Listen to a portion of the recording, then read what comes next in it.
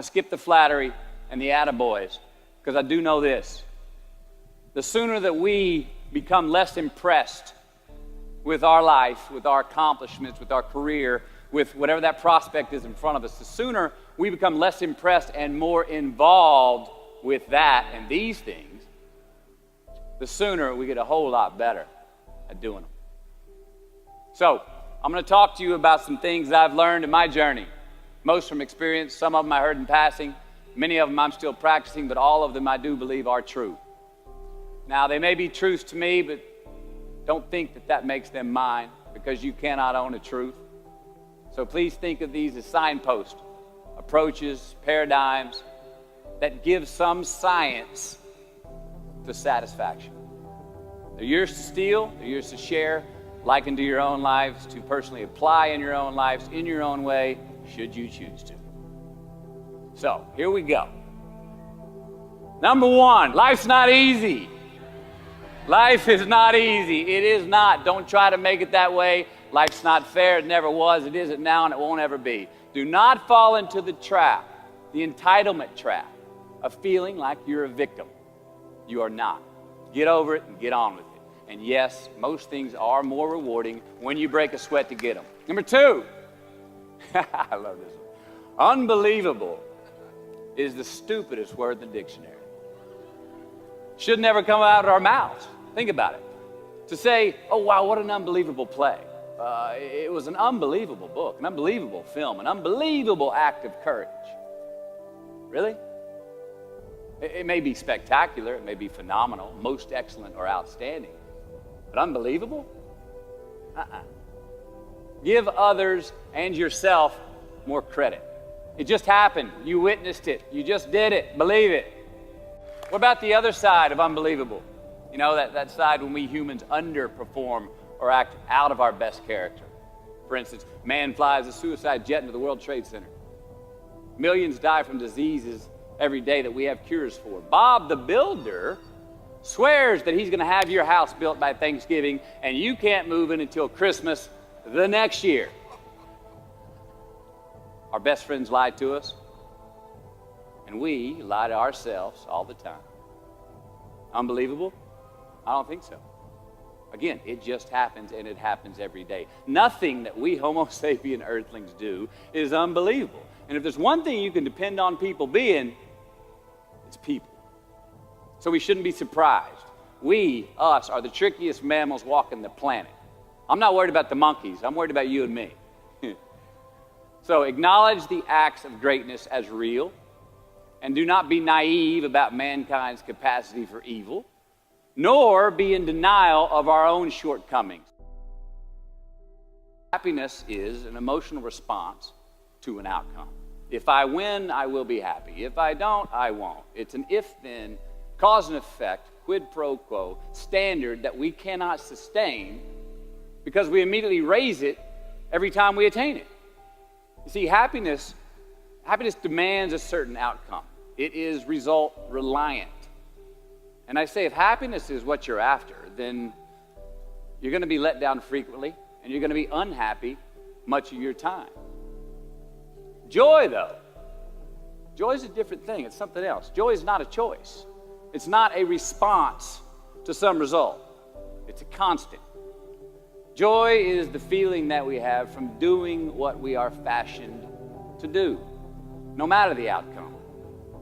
Now, personally, as an actor, I started enjoying my work and literally being more happy when I stopped trying to make the daily labor a means to a certain end.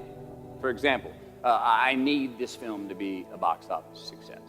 You know, I need my performance to be acknowledged. I need the respect of my peers. All those are reasonable aspirations, but the truth is, as soon as the work, the daily making of the movie, the doing of the deed became the reward in itself for me, I got more box office, more accolades and respect than I ever had before. See, joy is always in process. It's under construction. It is in constant approach, alive and well in the doing of what we're fashioned to do and enjoying it. Number 4, define success for yourself. Define success for yourself. Now check this out. I'm in south of New Orleans a few years ago, and I went to a voodoo shop. And they had this wooden partition against the wall with these columns. And in these columns were all these vials of these magic potions, right? And the headings above each potion defining what they would give you were things like fertility, health, family, legal help, energy, forgiveness, money. Guess which column was empty? Money. Let's admit it. Money is king today. It's what makes the world go round. It is success. The more we have, the more successful we are, right? Now, I would argue that our cultural values have even been financialized. Humility is not in vogue anymore. It's too passive. It's a get-rich-quick on the internet, richest 15 minutes of fame world that we live in, and we see it every day. But we all want to succeed, right? So the question that we got to ask ourselves is what success is to us, what success is to you. Is it more money? That's fine. I got nothing against money. I don't. Maybe it's a healthy family. Maybe it's a happy marriage. Maybe it's to help others, to be famous, to be spiritually sound, to leave the world a little bit better place than you found it. Continue to ask yourself that question. Now, your answer may change over time, and that's fine. But do yourself this favor.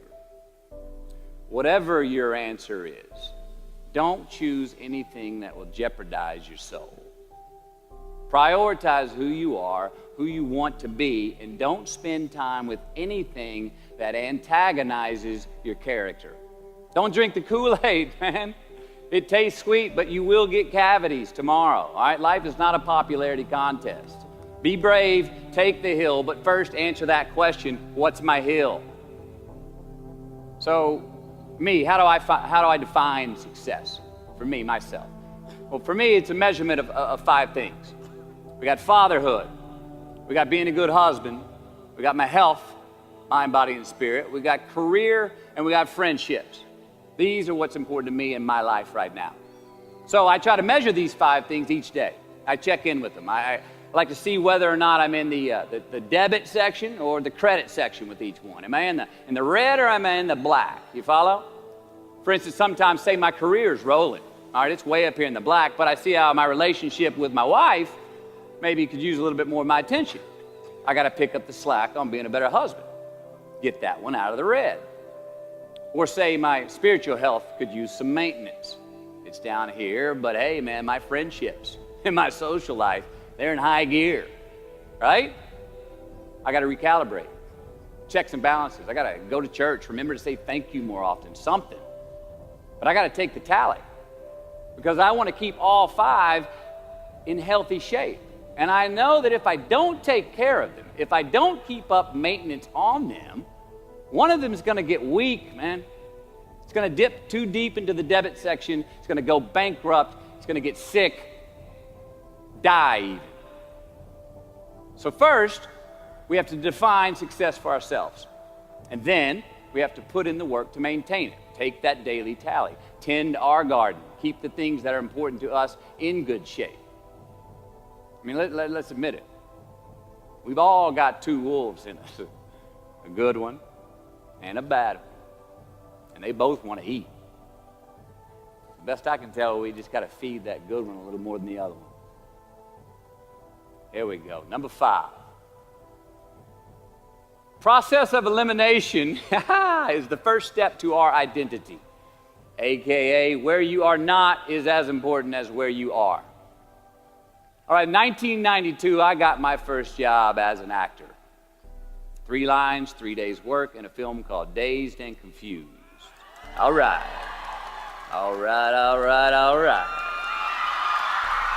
There we go. So this director of that film, Richard Linklater, he kept inviting me back to set each night, putting me in more scenes, which led to more lines, all of which I happily said yes to. I mean, I'm having a blast. People are telling me I'm good at what I'm doing, and they're writing me a check for $325 a day. I mean, hell yeah, give me more scenes. I love what I'm doing. Well, by the end of the shoot, by the end of the film, those 3 lines had turned into over 3 weeks' work, And it was mine. It was Wooderson's 1970 Chevelle that we went to go get Aerosmith tickets in, man. Yeah, it was badass. Well, a few years ago, I'm watching this film again, and I noticed two scenes that I really shouldn't have been in. In one of these scenes, my character Wooderson, I exit screen left to head somewhere, and then I re-enter the screen and to double check if any of the other characters wanted to go with me. Now, in rewatching the film, and you'll agree if you know Wooderson, Wooderson's not a guy who would ever say, later, and then come back to see if you were sure you didn't want to go. Now, when Wooderson leaves, Wooderson is gone. He does not stutter, step, flinch, rewind, ask twice, or solicit. You know what I'm talking about. Wooderson has better things to do, like liking those high school girls, man, because I get older and they stay the same age. My point is, I should not have been in that scene. Shouldn't have come back. Should have exited screen left and never come back. But back then, making my first film, getting invited back to the set, cashing that check and having a ball, I wanted more screen time. I wanted to be in the scene longer and more and come back into the scene, right? But I shouldn't have been there. Wooderson shouldn't have been there. It is just as important where we are not as it is where we are.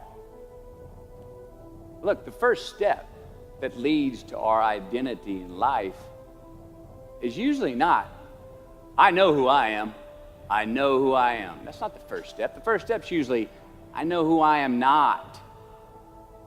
Process of elimination. Defining ourselves by what we are not is the first step that leads us to really knowing who we are. You know that group of friends that you hang out with that really might not bring out the best in you? You know, they gossip too much, or they're kind of shady. They really aren't going to be there for you in a pinch. Or how about that bar that we keep going to that we always seem to have the worst hangover from? Or that computer screen, right? That computer screen that keeps giving us an excuse not to get out of the house and engage with the world and get some real human interaction. Or how about that food that we keep eating, the stuff that tastes so good going down, it makes us feel like crap the next week, we feel lethargic and we keep putting on weight? Well, those people, those places, those things, stop giving them your time and energy. Just don't go there. I mean, put them down. And when you do this, when you do put them down, when you quit going there, and you quit giving them your time, you inadvertently find yourself spending more time and in more places that are healthy for you, that bring you more joy. Why? Because you just eliminated the who's, the where's, the what's, and the when's that were keeping you from your identity.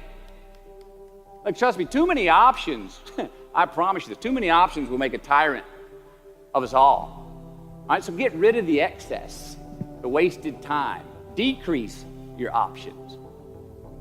If you do this, you will have accidentally, almost innocently, put in front of you what is important to you by process of elimination. Knowing who we are is hard. It's hard. So give yourself a break. Eliminate who you are not first, and you're going to find yourself where you need to be. Number 6, don't leave crumbs. And the beauty of delayed gratification. So what are crumbs? Well, the crumbs I'm talking about are the choices that we make that make us have to look over our shoulder in the future. You didn't pay that guy back the money that you owed him, and tonight you just saw him 3 rows behind you. Shit. You slept around on your spouse, and you just found out that tomorrow she and the lady you're having an affair with are going to be at the same PTA meeting. Shit again. You drank too much last night. You're too hungover to drive your son to his 8 a.m. Saturday morning baseball practice. These are the crumbs. They come in the form of regret, guilt, and remorse. You leave crumbs today, they will cause you more stress tomorrow. And they disallow you from creating a customized future in which you do not have to look over your shoulder. So let's flip the script. Instead of creating outcomes that take from us, let's create more outcomes that pay us back, fill us up, keep your fire lit, turn you on for the most amount of time in your future. These are the choices I'm talking about. And this is the beauty of delayed gratification. All right, tee yourself up. Do yourself a favor. Make the choices, the purchases today that pay you back tomorrow. Residuals. In my business, we call it mailbox money. If I do my job well today, and that movie keeps rerunning on TV, 5 years from now, I'm getting checks in the mailbox. It's a heck of a deal. So whether it's prepping the coffee maker the night before, so all you got to do is press the button in the morning, or getting ready for the job interview early so you don't have to cram the night before, or choosing not to hook up with that married woman because you know you're going to feel horrible about it tomorrow, and her husband carries a gun, or paying your debts on time so that when you do see that guy 3 rows back tonight, you don't have to hunker down in your seat hoping that he don't see you. Get some ROI. You know what that is? Return on investment. Your investment. You. Customize your future. Don't leave crumbs. Number 7. Dissect your successes and the reciprocity of gratitude. We so often focus on failure, don't we?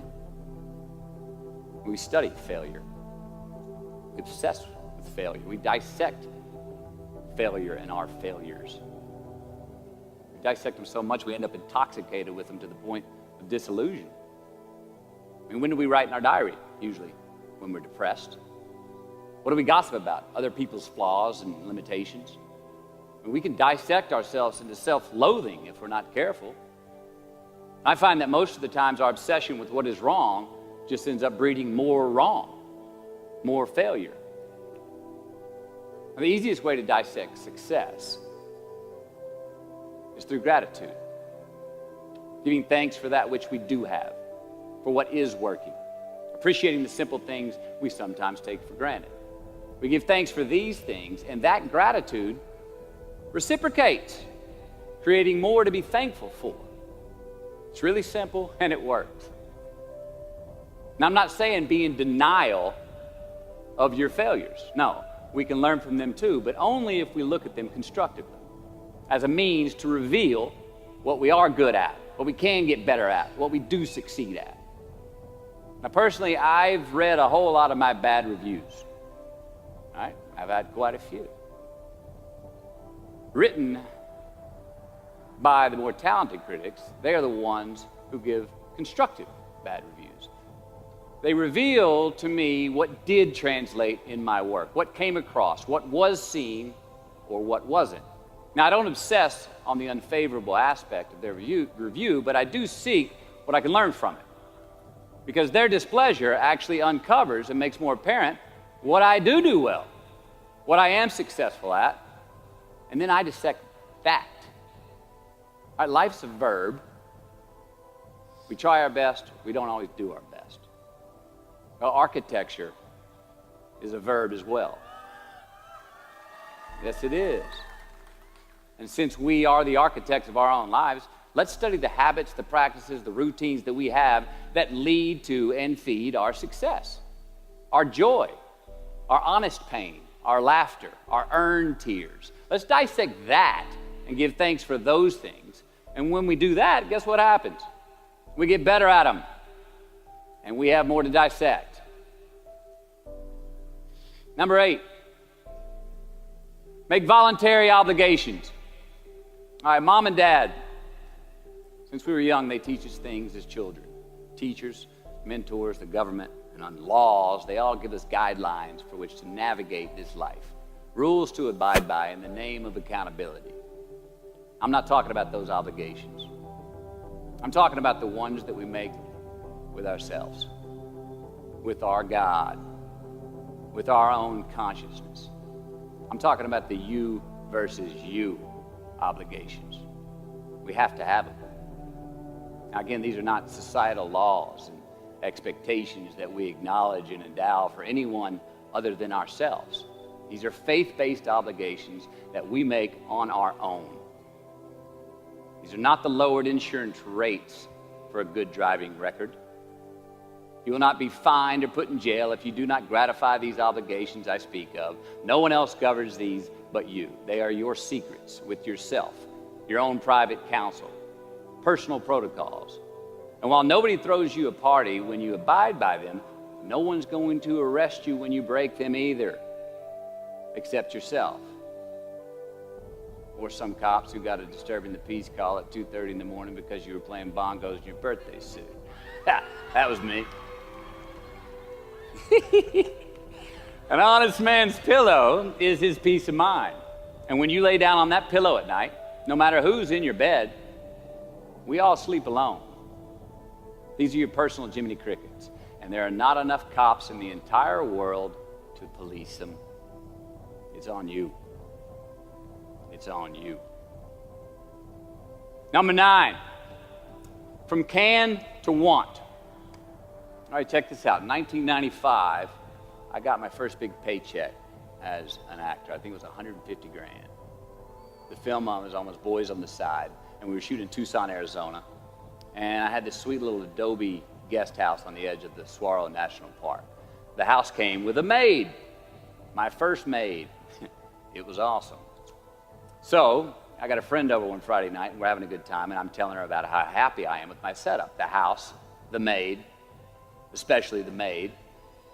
And I'm telling her, look, this lady, she cleans the place up after I go to work. She washes my clothes, the dishes, puts fresh water by my bed, leaves me cooked meals sometimes. Look, she even presses my jeans.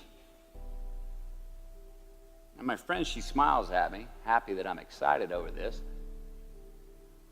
And she says, well, that's great, Matthew, if you like your jeans pressed. And I kind of looked up at her, my jaw caught hanging open. I stuttered a moment, had that dumbass look that you get when you've just been told the truth and you didn't think about it, and it hit me. I hate that line going down the front of my jeans. I hate that line. And it was then, for the first time, that I noticed it. I'd never thought about not liking that starch line down the front of my jeans because I'd never had a maid to iron my jeans before. And since she did, now for the first time in my life, I just liked it because I could get it. I never thought about if I really wanted it. Well, I didn't want it there, that line. And that night I learned something. Just because you can, nah, come on. It's not a good enough reason to do something. Even when it means having more. Be discerning. Choose it because you want it. Do it because you want to. Never had my jeans pressed again. I hate that line. Number 10, a roof is a man-made thing. This may cut a little close to the bone since the geography, but I think we all were there and we'll all remember where we were. But in January the 3rd, 1993, it was the NFL playoffs, and your Houston Oilers were playing the Buffalo Bills. The Oilers were up 28-3 at halftime, 35-3 early in the third. Frank Reich and the Bills come back to win 41-38 in overtime for one of the greatest comebacks in NFL history. Yeah, the Bills won, but they didn't really beat the Oilers. The Oilers lost that game. They beat themselves. Y'all remember that, huh? Why? Why'd they beat themselves? Or how? Was it because at halftime they put a ceiling, a roof, a limit on their belief in themselves, aka the prevent defense? Or maybe they started thinking about the next opponent in the playoffs at halftime. I mean, they were up. And they came out and played on their heels, lost the mental edge the entire second half, and voila, they lost. In a mere 2 quarters, defensive coordinator Jim Eddy went from being called the defensive coordinator of the year and the man first in line to be a head coach next year to a man without a job in the NFL. You ever choked? Nobody has ever choked? I have. You know what I'm talking about, fumbling at the goal line, stuck your foot in your mouth once you got to the microphone, had a brain freeze on the exam that you were totally prepared for. Forgot the punchline to a joke in front of 4,000 graduating students at the University of Houston commencement. Or maybe you've had that feeling of, oh my God, life just cannot get any better than this moment. And ask yourself, do I deserve this? Now, what happens when we get that feeling? We tense up. We have this sort of outer body experience where we are literally seeing ourselves in the third person. And we realize that the moment just got bigger than us. You ever felt that way? I have. And it's because we have created a fictitious ceiling, a roof, to our expectations of ourselves. A limit where we think it's all too good to be true. But it's not. And it's not our right to say or believe it is. We shouldn't create these restrictions on ourselves. A blue ribbon, a statue, a score, a great idea, the love of our life, a euphoric bliss. Who are we to think that we don't deserve or haven't earned these gifts when we get them? It's not our right. But if we stay in process, all right, within ourselves, in the joy of the doing, we will never choke at the finish line. Why? Because we aren't thinking of the finish line. Because we're not looking at the clock. We're not watching ourselves on the Jumbotron performing the very act that we're in the middle of. No, we're in process. The approach is the destination, and we are never finished. Bo Jackson, what did he do? He used to run over the goal line, through the end zone, and up the tunnel. The greatest snipers and marksmen in the world, they don't aim at the target. They aim on the other side of the target. We do our best when our destinations are beyond the measurement, when our reach continually exceeds our grasp, and when we have immortal finish lines. And when we do this, the race is never over. The journey has no port. The adventure never ends because we are always on the way. So do this, and let somebody else come up and tap you on the shoulder and say, hey, you scored. Let them run up and tap you on the shoulder and say, man, you won. Let them come tell you, you can go home now. Let them say, I love you too. Let them say, thank you. Take the lid off the man-made roofs that we put above ourselves and always play like an underdog. Here we go. Number 11, turn the page. The late and great University of Texas football coach, Darrell Royal. I don't know if y'all remember him. He won a national championship in '69. He won a couple of national championships. Y'all know Darrell Royal? He was a friend of mine and a good friend to many people. Now, a lot of people looked up to this man. One of the people that looked up to him was a musician named Larry. Now, at this time in his life, Larry was in the prime of his country music career. He had #1 hits, and his life was rolling. He had picked up a bad habit of snorting the white stuff somewhere along the line, and at one particular party, after a bathroom break, Larry went confidently up to his mentor, Darrell, and he started telling him a story. Coach Royal listened, as he always had, and when Larry finished his story and was about to walk away, Coach Royal put a gentle hand on his shoulder, and he very discreetly said, hey, Larry, you got something on your nose there, bud. But Larry immediately hurried to the bathroom mirror where he saw some of the white powder that he hadn't cleaned off his nose. He was ashamed. He was embarrassed, as much because he felt so disrespectful to Coach Royal, and as much because he'd obviously gotten too comfortable with the drug to even hide it as well as he should. Well, the next day, Larry went to Coach's house. He rang the doorbell. Coach answered, and he said, Coach, I need to talk to you. Darrell said, sure, come on in. Larry confessed. He purged his sins to Coach. He told him how embarrassed he was and how he had lost his way in the midst of all this fame and fortune. And towards the end of an hour, Larry, who was in tears, he asked Coach, he said, Coach, what do you think I should do? The coach, being a man of few words, just looked at him and calmly said, Larry, I have never had any trouble turning the page in the book of my life. Larry got sober that day, and he's been sober for the last 40 years. You ever get in a rut? You know what I'm talking about? You get in a funk? You get stuck on the merry-go-round of a bad habit? I have. Look, we're going to make mistakes. You got to own them. Then you got to make amends. And then you got to move on.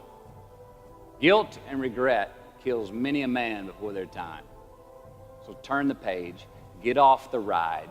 You are the author of the book of your life. Turn that page. Number 12,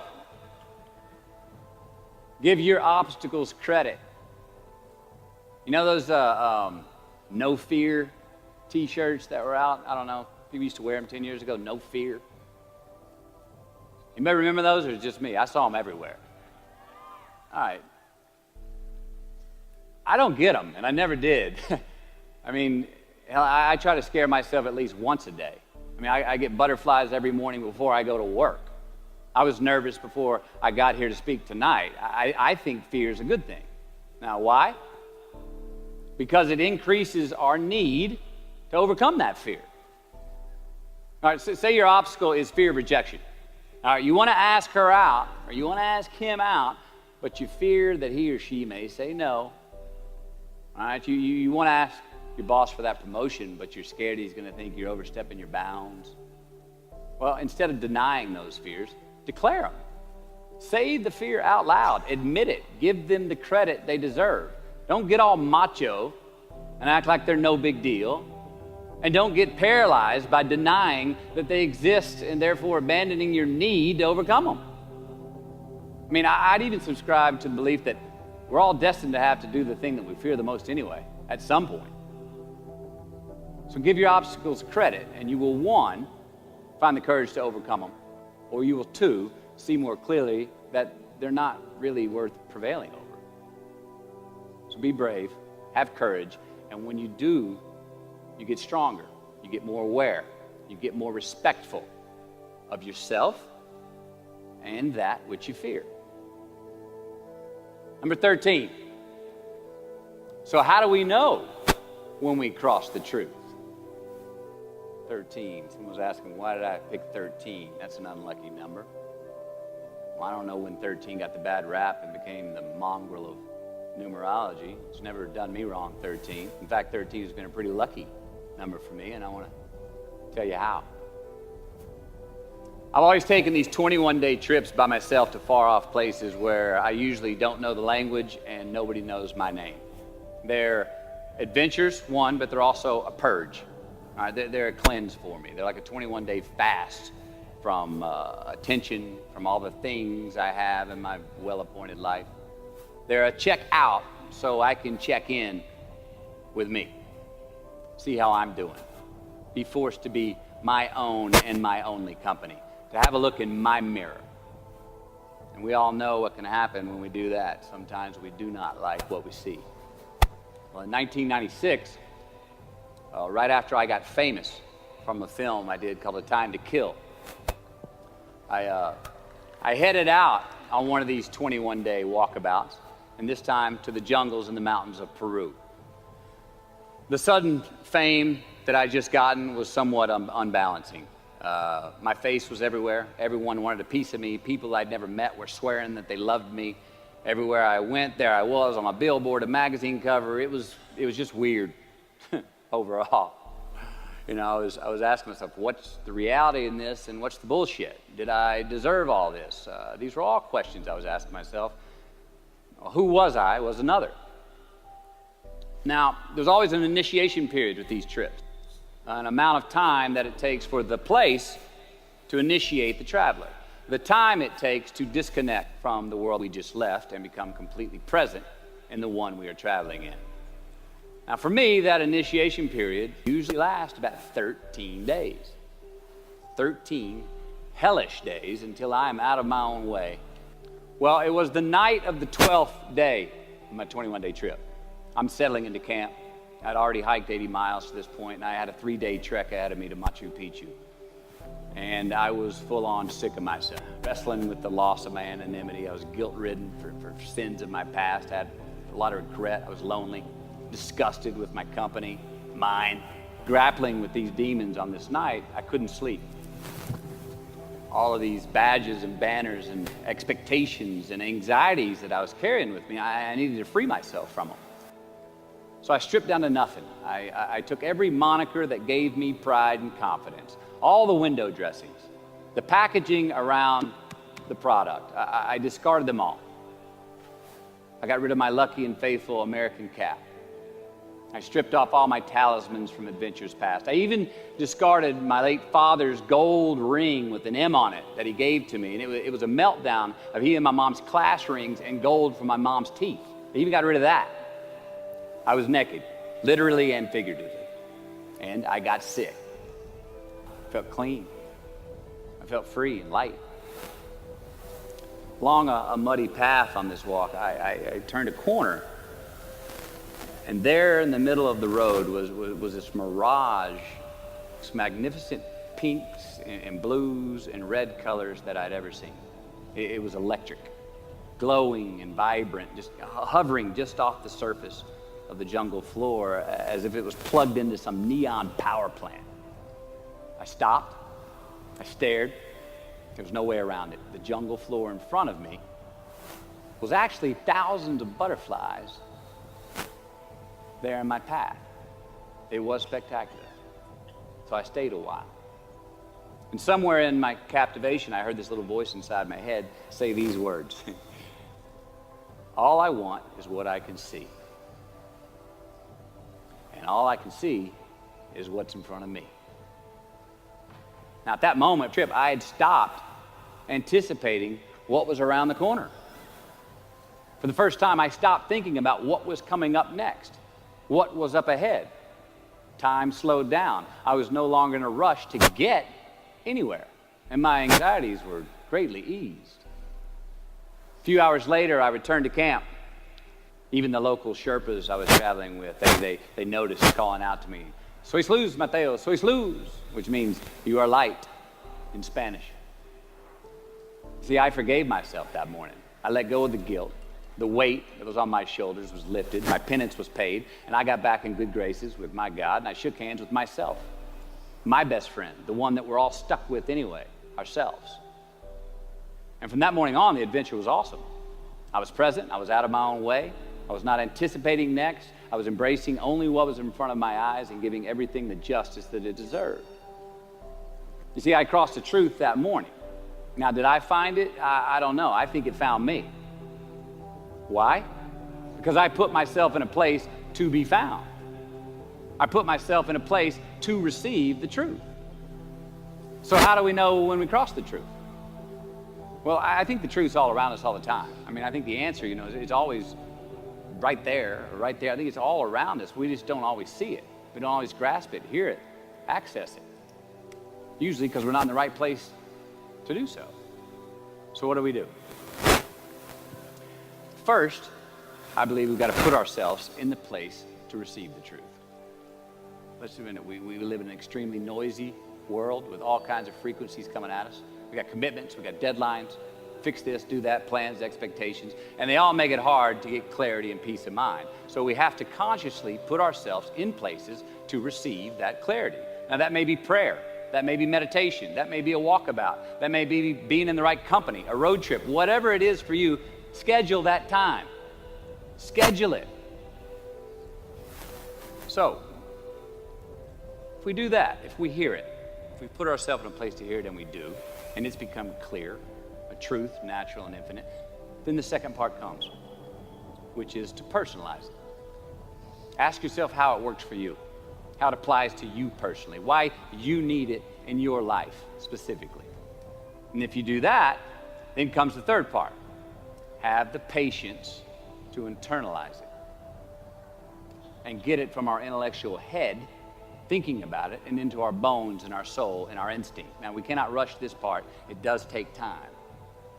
So if we get that far, we've received it, we've personalized it, and we've internalized it. Got to have the courage to act on it, to actually take it into our daily lives and practice it, to make it an active part of who we are and live it. We can do that. All right, if we can do that, then we have what I believe is heaven right here on earth. And that's the place where what we want is also just what we need. I mean, that's the ticket, isn't it? Think about it. I know that's where I want to live. While we're here, and they're going to run across the Jumbotron. Let's make it a place where we break a sweat, where we believe, where we enjoy the process of succeeding in the places and ways that we are fashioned to, where we don't have to look over our shoulder because we're too busy doing what we're good at, voluntarily keeping our own counsel because we want to, traveling towards immortal finish lines. We write our own book, overcoming our fears. We make friends with ourselves. And that is the place that I'm talking about.